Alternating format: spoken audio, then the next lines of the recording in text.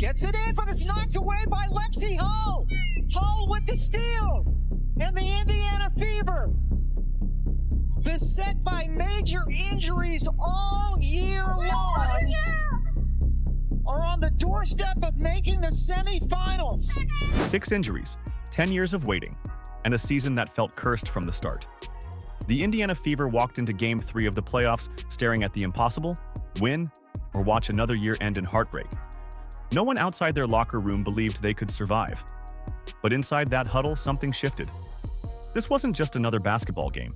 This was a fight for respect, a fight for history, and a fight to prove that the Fever's story wasn't finished yet. Been through so much this season, giving ourselves another chance in Game 3. Emotions are high. This is a group that's confidence has really never wavered. This group has continued to show their heart, their character, night in and night out.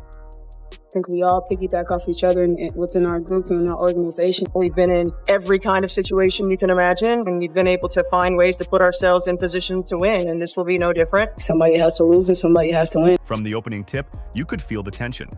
The Fever had been battered all season by injuries, criticism, and officiating controversies that left them furious and exhausted. Yet here they were, walking into Atlanta's arena, their backs against the wall. For the fans, it looked like a mismatch. For the players, it was a gut check, a test of whether they could push past every excuse and deliver when it mattered most. And little did anyone know, this night would flip an entire decade of disappointment into something unforgettable. But that was only the beginning of the story. You talked about the desperation before Game 2 on Tuesday. Just how does that carry over into tonight? Well, I think anytime that you're a win or go home situation, there's desperation. And so it has to carry over. You know, we're in the same situation. Our back is against the wall. We got to come out and we've got to play with that sense of urgency. We've got to play with that hunger. We've got to value every single possession and every single opportunity. To understand why this game meant so much, you have to rewind. The last time Indiana advanced in the playoffs was 2015. Tamika Catchings was still the heartbeat of the franchise, and the WNBA was a completely different league. For nearly 10 years, Fever fans carried the weight of constant losing seasons, empty promises, and endless rebuilding. Every season started with hope and ended with silence. This wasn't just about advancing, it was about ending a curse that had haunted Indiana for far too long, and curses don't break without resistance. Now, this one on Lexi Hull got me riled up because this was early on in the game, and this was probably the best defense that Lexi could have played. If you watch this play here, Ryan Howard is going down, Lexi Hull's guarding her, Ryan goes behind her back. Lexi doesn't touch her because she's backpedaling the whole time. She has her hands straight up. Like, this is really good defense that Lexi played. And there was more than history on their shoulders. The bitterness from Game 1 still lingered. Phantom whistles, technicals on their coach, and calls that looked more like theater than competition had left the team fuming. Players didn't forget.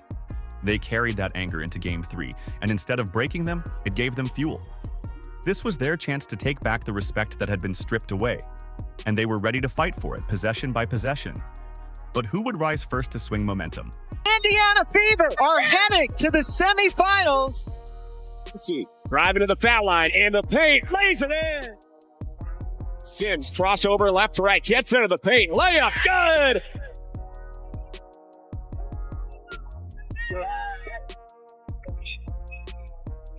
Inside, Boston. If there was one player who refused to blink, it was Kelsey Mitchell. She came out attacking like the season belonged to her, pouring in 19 points before halftime. Atlanta loaded the paint, threw extra defenders, and tried to cut off every lane. It didn't matter. Mitchell kept coming. Even when shots got tougher, she found other ways. Blocks, assists, leadership in moments where silence would have been easier. Her relentlessness kept Indiana alive long enough for others to rise beside her. And one teammate was about to fight her own battle in the paint. While Mitchell carried the perimeter, Aaliyah Boston fought her own war down low. Matched against Bree Jones, who had the size advantage, Boston relied on toughness and timing. Every rebound came in traffic. Every assist created life for her teammates. By the end, her 14 points, 12 rebounds, and 6 assists told only part of the story. She was the anchor, the calm in chaos, and the reason Indiana never lost its center of gravity when the game tightened. But the Fever needed more than 2 stars. They needed their entire roster to step up. A while, not anymore. Mitchell over to Boston. Again, the shot clock winding down. Mitchell Tough shot off the bounce to get around Jones. Then came the veterans. Natasha Howard created extra possessions that shouldn't have existed, diving for loose balls and wrestling rebounds from Atlanta's guards. Odyssey Sims, a mid-season addition, drove headfirst into defenders and dropped 16 points and 8 assists like she'd been a fever lifer. Brianna Turner, often overlooked, suddenly became a defensive wall when foul trouble threatened to unravel everything. And Aerial Powers? Her hustle sparked teammates to raise their energy when the game seemed ready to slip away. These weren't stars, they were survivors. And together, they kept Indiana standing. Still, nothing could prepare them for the storm building inside the arena.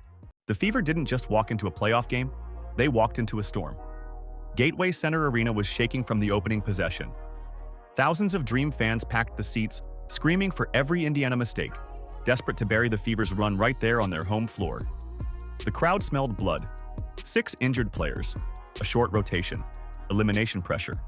It was supposed to be over before it began. But Indiana didn't flinch.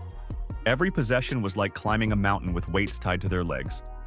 Each time Atlanta hit a shot, the noise felt like it could crack the ceiling.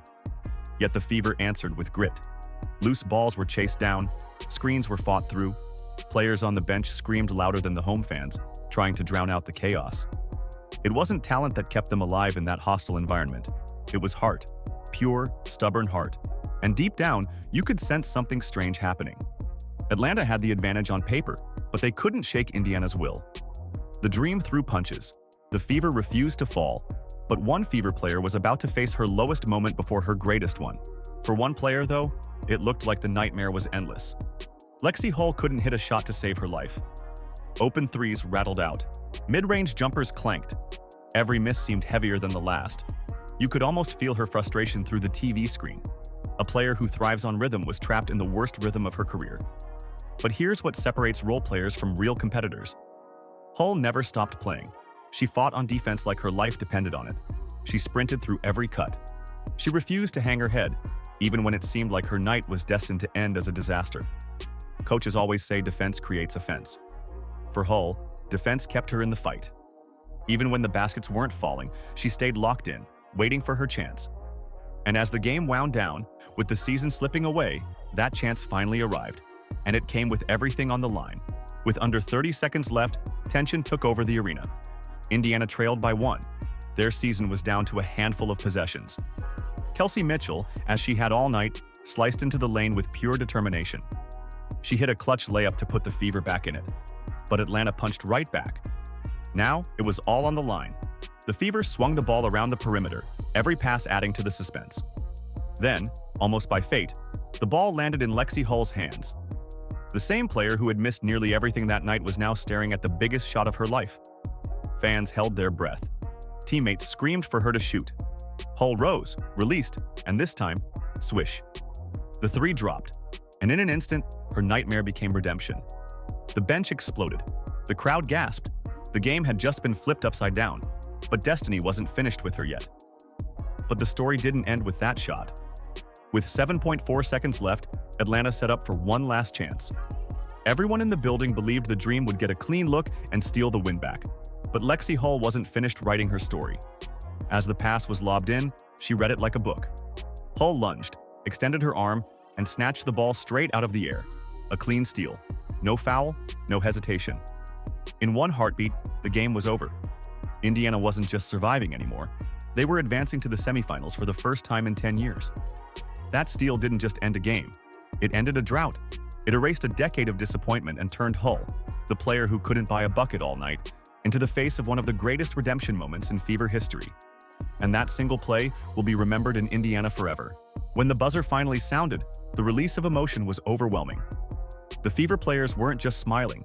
They were crying, hugging, collapsing into each other's arms. Kelsey Mitchell clutched her teammates tightly, unable to hold back tears of relief.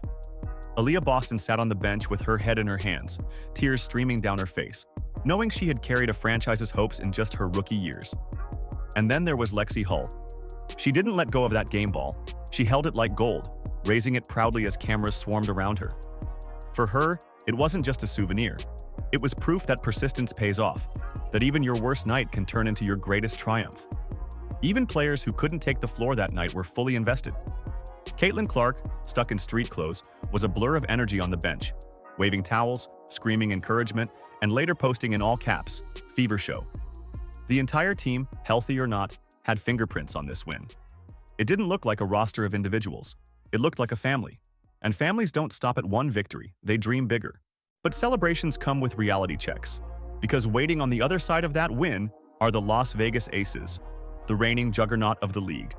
Aja Wilson, Chelsea Gray, Jackie Young, Kelsey Plum, a roster stacked with talent, depth, and championship experience. The kind of team that punishes every mistake. Coach Becky Hammon didn't waste time making her presence felt. Her warning was sharp and direct. They haven't seen the real aces yet. Translation: whatever Indiana thought they accomplished, it was just the beginning of the storm. Vegas wasn't going to be rattled by one underdog upset. They were ready to crush anyone in their path. For Indiana, this means the hardest test is yet to come. A best-of-5 series against the league's most dominant force. A team that knows how to stretch runs, make adjustments, and expose weaknesses. But here's the twist. Indiana no longer has anything to lose. They've already beaten the odds. They've already silenced the doubters. And sometimes, a team with nothing to lose is the most dangerous kind of opponent. Which begs the question, are the Aces prepared for a fever team that refuses to break? So what do we make of it all? Was this just a single shining night? Or was this the rebirth of a franchise that's been waiting nearly a decade to matter again? The Fever's victory over Atlanta was about more than advancing in the playoffs. It was about proving that toughness and belief can outshine injuries, bad whistles, and years of heartbreak. It was about Mitchell's fire, Boston's composure, Sims's leadership, and Hull's redemption. It was about a team nobody believed in finally standing tall on the biggest stage. And now, the question lingers like electricity. Can Indiana actually slay the giant in Las Vegas? Can this Cinderella run turn into a dynasty shift? Or will the Aces remind the league why they're the measuring stick? No one knows the answer yet. But one thing is clear. The Indiana Fever are no longer the WNBA's forgotten team. They're the story everyone is watching, and the next chapter could change the league forever.